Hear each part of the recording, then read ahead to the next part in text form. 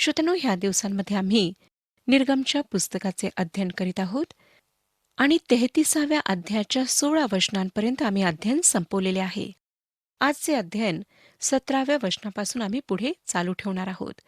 आम्ही पाहिलं होतं श्रोत्यांनो, की कशा प्रकारे मोशेने परमेश्वराला म्हटले, की तुझी कृपादृष्टी माझ्यावर व तुझ्या प्रजेवर झाली आहे, हे कशावरून समजावे? तू आमच्याबरोबर आल्याने मी व तुझे प्रजाजन पृथ्वीवरील इतर सर्व लोकांपेक्षा वेगळे झालो आहो, ह्यावरूनच ते समजावायचे ना? आता आपण 17वं वचन वाचूया. परमेश्वर मोशेला म्हणाला, हे जे तू सांगितले आहे तेही मी करीन, कारण माझी कृपादृष्टी तुझ्यावर झाली आहे आणि मी तुला व्यक्तिशः नावाने ओळखीत आहे. श्रोत्यानो, ह्या ठिकाणी आम्हाला दिसतं की मोशे आता देवाच्या अधिक आणि अधिक जवळ जात आहे. 18वं वचन, तो म्हणाला, कृपा करून मला तुझे तेज दाखव. मोशे देवाला समोरासमोर अद्यापही पाहू शकला नव्हता आणि तो पाहू शकणार नव्हता. 19वं वचन बघा. तो म्हणाला, मी आपले सर्व चांगुलपण तुझ्यापुढे चालवीन. तुझ्यासमोर परमेश्वर ह्या नावाची मी घोषणा करीन. ज्याच्यावर कृपा करावीशी वाटेल त्याच्यावर मी कृपा करीन आणि ज्याच्यावर दया करावीशी वाटेल त्याच्यावर दया करीन. पॉल रोमकरास पत्र 9 अध्याय आणि 15व्या वचनामध्ये हेच वचन वापरतो, जेव्हा तो म्हणतो, कारण तो मोशेला म्हणतो, ज्या कोणावर मी दया करीतो त्याच्यावर मी दया करीन आणि ज्या कोणावर मी करुणा करीतो त्याच्यावर मी करुणा करीन. पुढे 20वं वचन, तरी पण तो म्हणाला की तुला माझे मुख पाहणार नाही, कारण माझे मुख पाहिल्यास कोणी मनुष्य जिवंत राहणार नाही. ही वास्तविकता आहे श्रोतांनो, की आम्ही देवाला समोरासमोर पाहू शकत नाही आणि कोणीही देवाला पाहिलेले नाही. 21 ते 23 वचने पुढे सांगतात, परमेश्वर म्हणाला, माझ्यापाशी एक जागा आहे, येथे ह्या खडकावर उभा राहा. असे होईल की माझे तेज जवळून चालले असता मी तुला खडकाच्या भेगेत ठेवीन. मी निघून जाईपर्यंत आपल्या हाताने तुला झाकीन. मग मी आपला हात काढून घेईन आणि तुला पाठमोरा दिसेन, पण माझे मुख दिसावयाचे नाही. श्रोत्यानो, हा भाग हे गौरव परमेश्वराचे प्रगटीकरण होते ह्याविषयी सांगतो. प्रभू येशू ख्रिस्ताने म्हटले की जेव्हा तो दुसऱ्या वेळी येईल तेव्हा आकाशात तुम्हाला मनुष्याच्या पुत्राचे चिन्ह दिसेल. मत्तई शुभवर्तमान 24 अध्याय आणि 30 वचन पहा. मत्तई शुभवर्तमान 24 अध्याय आणि 30 वचन. तेव्हा मनुष्याच्या पुत्राचे चिन्ह आकाशात प्रगट होईल. मग पृथ्वीवरील सर्व जातीचे लोक शोक करीतील आणि ते मनुष्याच्या पुत्राला आकाशातल्या मेघांवर आरूढ होऊन पराक्रमाने व मोठ्या वैभवाने येताना पाहतील. ते चिन्ह म्हणजे शक्य ना गौरव, ज्याविषयी निर्गमचे पुस्तक 33 अध्याय 21 ते 23 वचनांमध्ये आम्ही वाचले आहे. श्रोत्यांनो, जेव्हा ख्रिस्ताने मानव देह धारण केला तेव्हा गौरव नव्हते. त्याने अगदी नम्र होऊन मानव देह धारण केला. स्वतःचे गौरव त्याने दूर केले, परंतु तरीसुद्धा तो परमेश्वर होता हे आम्ही विसरता कामा नये. म्हणून तो म्हणू शकला की ज्याने मला पाहिले आहे त्याने पित्याला पाहिले आहे. आम्ही त्याला भेटणार आहोत. एक दिवस ज्यांनी येशू ख्रिस्तावर तारणारा म्हणून विश्वास ठेवला आहे ते त्याच्यासारखे होणार आहेत. योहानाचे पहिले पत्र 3 अध्याय आणि 2 वचन आम्हाला सांगतं. योहानाचे पहिले पत्र 3 अध्याय 2 वचन, प्रियजन हो, आपण आता देवाची मुले आहो आणि पुढे आपण काय हो हे अजून प्रगट झालेले नाही. तरी तो प्रगट होईल तेव्हा आपण त्याच्यासारखे हो हे आपल्याला माहिती आहे, कारण जसा तो आहे तसाच तो आपल्याला दिसेल. जे ख्रिस्ती लोक विश्वासाने चालत आहेत त्यांच्याकरिता ही एक गौरवी आशा व अपेक्षा आहे. ह्याच प्रकारे मोशे चालणार होता. त्याला माहीत होते की जर देवाची उपस्थिती त्याच्यासोबत राहिली नाही तर परिणाम अपयश असेल. आम्हाला आमच्या जीवनातील प्रतिदिवशीच्या समस्यांचा सामना करण्याकरिता येशू ख्रिस्ताच्या उपस्थितीची आमच्या जीवनामध्ये गरज आहे. आम्हाला त्याच्यावर विसंबून राहायचे आहे. आणि श्रोत्यानो, जेव्हा आम्ही येशू ख्रिस्ताच्या द्वारे आपला संबंध परमेश्वराशी स्थापित करून घेतो तेव्हा त्याचे सामर्थ्य आम्हाला प्राप्त होते आणि सर्व समस्यांचा, सर्व प्रश्नांचा तो उलगडा करतो आणि तोच त्यावेळेला आमचा सहाय्यक होतो. आता आपण 34व्या अध्यायाकडे वळूया. ह्या अध्यायामध्ये नियमाच्या पाट्यांचे नवीनीकरण, मोशेला देण्यात आलेल्या जबाबदारीचे नवीनीकरण, मोशेच्या चेहऱ्यावरचे तेज आम्ही पाहणार आहोत. 34वा अध्याय 1 ते 4 वचने मी आपणाकरिता वाचत आहे. परमेश्वर मोशेला म्हणाला, पहिल्या पाट्यांसारख्या 2 दगडी पाट्या घडून तयार कर. म्हणजे तू फोडून टाकलेल्या पहिल्या पाट्यांवर जी वचने होती ती मी त्यांच्यावर लिहीन. तू पहाटेस तयार हो आणि पहाटेस सिनाय पर्वतावर चढून ये आणि पर्वत शिखरावर माझ्यासमोर हजर हो. तुझ्याबरोबर कोणी चढून येऊ नये. सगळ्या पर्वतावर कोणी मनुष्य दिसता कामा नये. तसेच शेरडे, मेंढरे व गुरेढोरे ह्यांना त्या पर्वताच्या कडेला चरू देऊ नये. तेव्हा मोशेने पहिल्या पाट्यांसारख्या 2 दगडी पाट्या घडिल्या आणि सकाळीच उठून त्या हाती घेऊन परमेश्वराच्या आज्ञेप्रमाणे तो सिनाय पर्वतावर चढून गेला. श्रोत्यानो, ह्या नियमांच्या नवीन पाट्या होत. पहिल्या पाट्या सिनाय पर्वतावरून मोशे उतरल्यावर त्याला जेव्हा आढळले की इस्रायली लोकांनी सोन्याचे वासरू बनवले आहे आणि त्याची पूजा त्यांनी सुरू केली आहे, तेव्हा तो भयंकर रागात आला आणि त्या पाट्या त्याने फेकून दिल्या आणि त्या तुटल्यात. आता तो अगदी कोऱ्या पाट्या घेऊन पर्वतावर येतो. 5वं वचन पुढे आम्हाला सांगतं, तेव्हा परमेश्वर मेघातून उतरला व तेथे त्याच्यापाशी उभा राहिला आणि त्याने परमेश्वर ह्या नावाची घोषणा केली. प्रभू आता आपल्या नावाची घोषणा करीत आहे. इस्रायलांकरिता व मोशेकरिता ही एक फार लाभाची गोष्ट होती. नावात अर्थ असतो. जेव्हा आपण कैसर नाव ऐकता श्रोतानो, तेव्हा आपल्याला काय वाटतं? आपल्या मनामध्ये काय विचार येतात? जेव्हा आपण एखाद्या मोठ्या महान व्यक्तीचे नाव ऐकता, तेव्हा आपल्या मनामध्ये त्या व्यक्तीविषयी कशा प्रकारचे विचार येतात? आपल्या मनात काही चित्र किंवा प्रतिमा उभारतात. परमेश्वर स्वतःच्या नावाची घोषणा ह्या ठिकाणी करीत आहे आणि त्याची इच्छा आहे की इस्रायलांनी त्याच्यासोबत त्यांचा जो अनुभव आहे त्याचे स्मरण ठेवावे, कारण त्यांनी मिसर देश आता सोडलेला होता. 6वं वचन आणि 7व्या वचनाचा पहिला भाग आता आपण वाचणार आहोत. 34वा अध्याय 6वं वचन आणि 7व्या वचनाचा पहिला भाग. परमेश्वराने त्याच्या समोरून जाताना अशी घोषणा केली, परमेश्वर, परमेश्वर, दयाळू व कृपाळू देव, मंद क्रोध, दयेचा व सत्याचा सागर, हजारो जणांवर दया करणारा, अन्याय व अपराध, पाप ह्यांची क्षमा करणारा. अपराध्यांच्या अपराधांकडे पाहून परमेश्वर डोळे झाकून आपली दया कृपा पुरून असे म्हणत नाही की मी तो अपराध, ते पाप पूर्णपणे विसरून जाईन. श्रोत्यानो, पापाकरिता शिक्षा झालीच पाहिजे. पापाची खंडणी भरल्या गेलीच पाहिजे. परमेश्वर कोणत्याही प्रकारे अपराध्याला सोडत नाही. मग तो काय करतो? काय होते?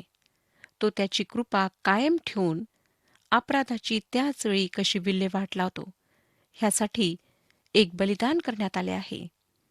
त्या काळात इस्रायलांनी जे बलिदान केले त्याद्वारे पाप दूर झाले नाही, परंतु ती सर्व बलिदाने परिपूर्ण बलिदानाकडे निर्देश करीत होती.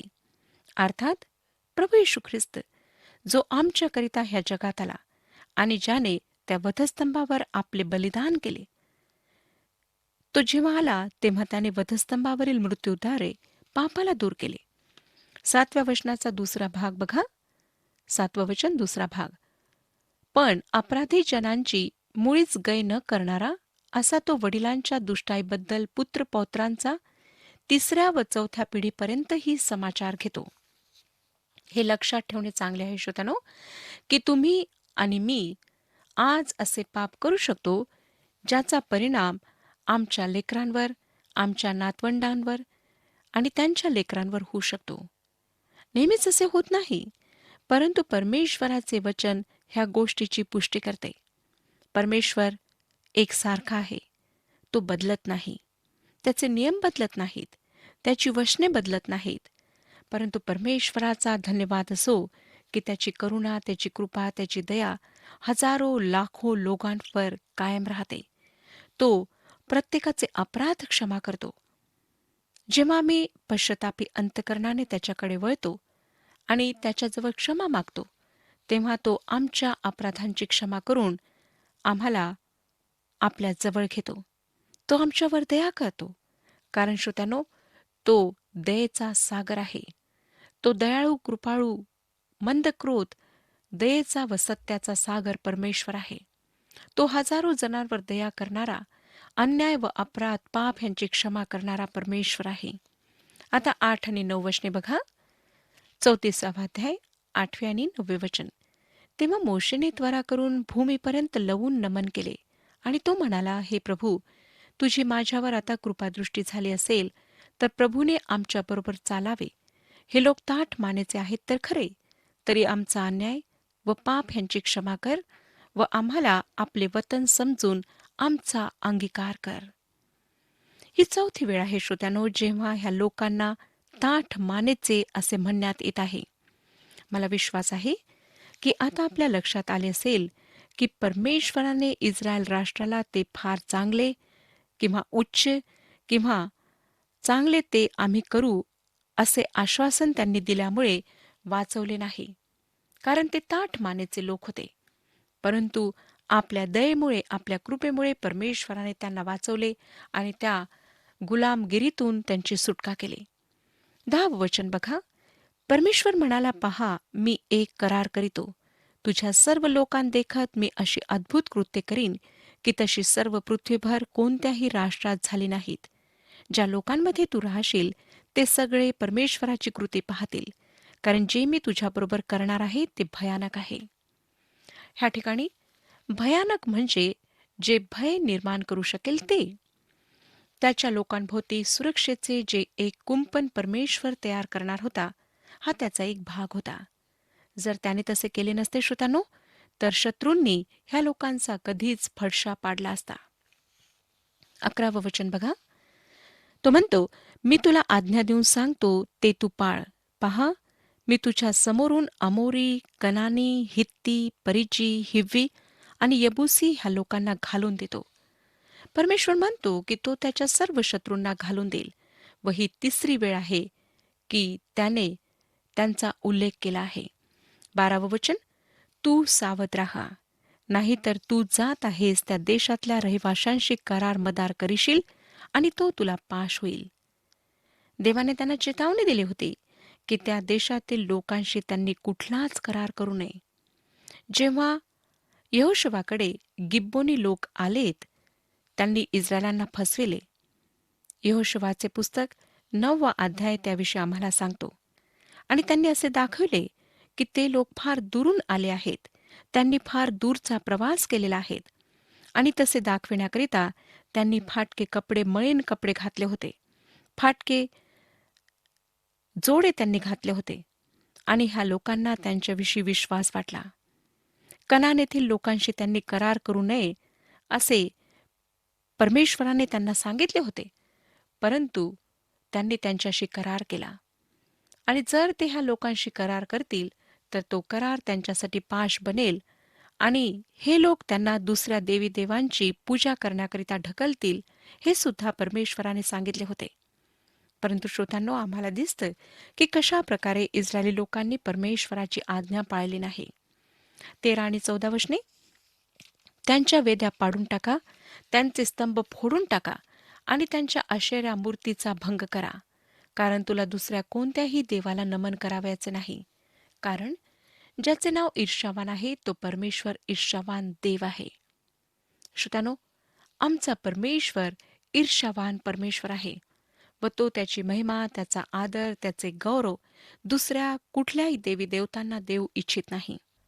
जर आपण आपल्या पतीविषयी किंवा पत्नीविषयी ईर्ष्यावान नाहीत, तर आपण खऱ्या अर्थाने त्याच्यावर किंवा तिच्यावर प्रेम करीत नाही.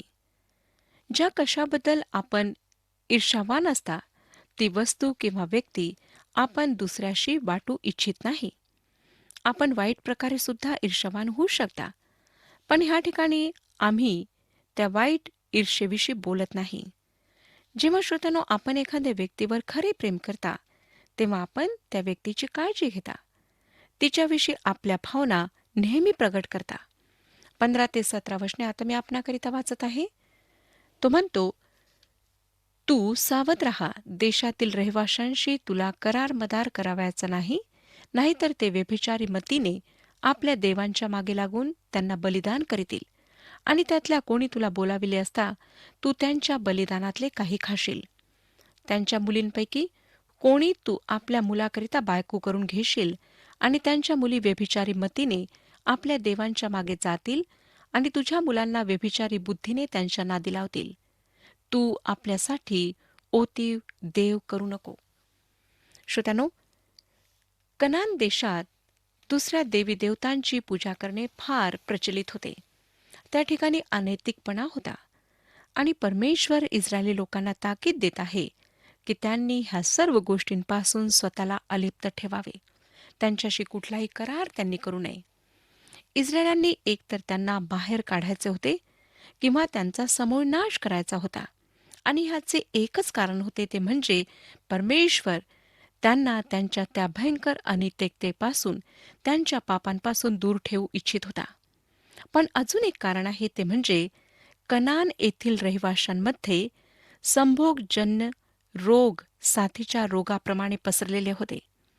ह्या रोगांच्या भयंकर परिणामांपासून परमेश्वर त्याच्या स्वतःच्या लोकांना वाचू इच्छित होता. इस्रायलांनी परमेश्वराची आज्ञा मानली नाही. त्यांनी ह्या देशवासियांना पूर्णपणे बाहेर काढले नाही, त्यांचा समूळ नाश केला नाही. आणि श्रोत्यानो, आम्हाला दिसेल की फार दुःखद असे परिणाम त्यांना भोगावे लागलेत. शेवटी देवाने ह्या अनाज्ञाकारी, आज्ञा उल्लंघन करणाऱ्या दुष्ट चालीच्या लोकांना बाबिलोनच्या बंदिवासात नेले. श्रोत्यानो, आज आम्हाला सुद्धा परमेश्वराने आपल्या वचनातून सर्व काही सांगितलेले आहे, आणि त्याची हीच इच्छा आहे की आम्ही त्याच्या वचनाप्रमाणे चालावे.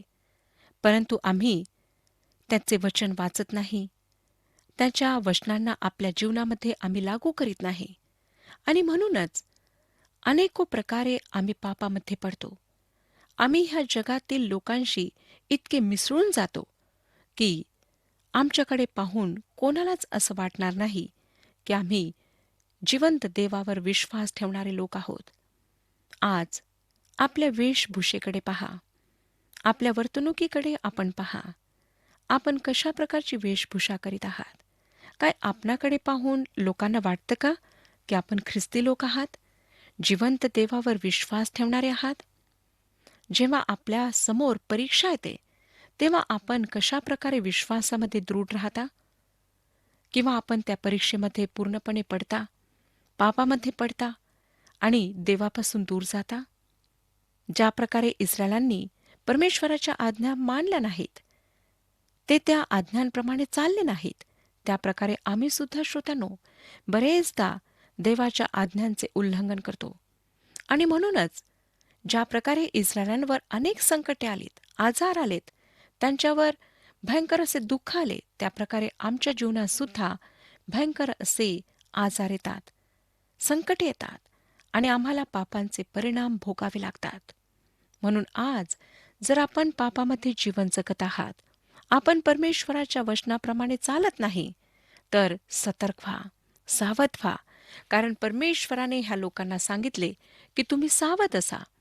तुम्ही त्या देशात तर जात आहात, परंतु त्या देशातील रहिवाशांना तुम्ही पूर्णपणे बाहेर काढा, नाहीतर आपण सुद्धा त्यांच्या प्रकारे चालू लागाल, त्यांच्या प्रकारेच इतर देवी देवतांची पूजा करू लागाल. श्रोत्यानो, ह्या लोकांनी परमेश्वराचे म्हणणे मानले नाही, आणि नंतर ते अशा प्रकारच्या पापांमध्ये लिप्त झालेत, आणि त्यांच्यावर भयंकर असा न्याय परमेश्वराकडून आला. आज आम्हाला सुद्धा परमेश्वराने सतर्क राहण्याकरिता सांगितलेले आहे. कारण सैतान नेहमीच आमच्यावर आक्रमण करण्याकरिता तयार असतो, आणि तो आम्हाला पूर्णपणे नष्ट करण्याकरिता तयार असतो. म्हणून आम्हाला सतर्क राहायचे आहे, आणि परमेश्वराच्या वचनाप्रमाणे चालून त्याला संतोष व्हायचे आहे.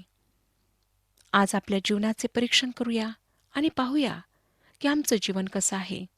पुष्कळदा आम्ही आमच्या शेजाऱ्यांच्या, आमच्या समाजातील लोकांच्या सर्व समारंभामध्ये पूर्णपणे भाग घेतो, त्यांच्याच प्रकारे सर्व काही करतो, आणि परमेश्वराला आम्ही दुःख पोहोचवतो. लक्षात घ्या श्रोत्यानो की परमेश्वराने आम्हाला अलग केलेलं आहे. आम्ही त्याच्याकरिता निवडलेले लोक आहोत आणि त्याची हीच इच्छा आहे की तो जसा पवित्र आहे तसे आम्ही सुद्धा पवित्र राहावे. तडजोड करून आपले ख्रिस्ती जीवन जगू नका. परमेश्वर आपणाकडून पूर्ण समर्पणाची अपेक्षा करीत आहे. परमेश्वर ह्या विषयात आपले मार्गदर्शन करो आणि आपणाला आशीर्वाद देऊ.